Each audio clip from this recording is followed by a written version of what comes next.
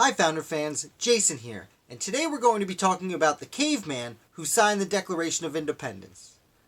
Okay, there was no caveman who signed the Declaration of Independence, but there was a signer who ended up living in a cave. His name was John Hart, and he was from New Jersey, and this is his story. John Hart was already an older man who was working as a merchant, a fairly successful merchant, when the American Revolution broke out. Now, he had been an avid patriot the entire time. But after serving on the Committee of Correspondence and the Committee of Safety for New Jersey, all of a sudden there was some talk about declaring independence from Great Britain. And some of the states decided, hey, let's replace our current delegates to the Continental Congress with some more radical members who will actually declare independence. And John Hart was one of these people. He was sent by New Jersey to the Continental Congress specifically to favor independence. And this he did, and independence was declared, and then he went on to sign the document. John Hart has his name on the Declaration of Independence. So, after this, he goes back to New Jersey to deal with some local business, and he is elected to the Provincial Congress, and he is actually declared, not declared, but chosen as the Speaker of the New Jersey Assembly.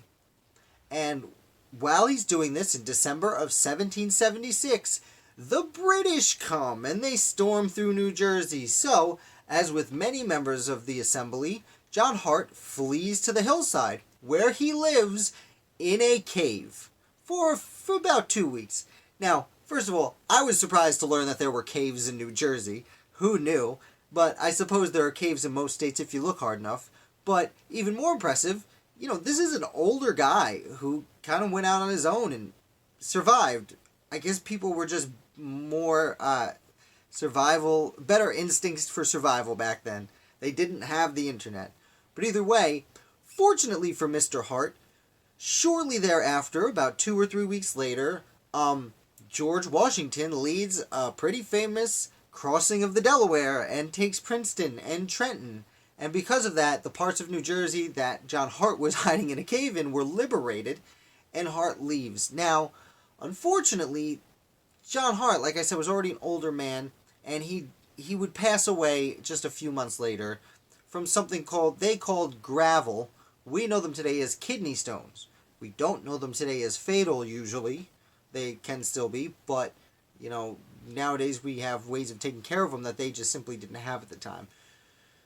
And unfortunately, Mr. Hart never really got to see the nation he helped to create be created.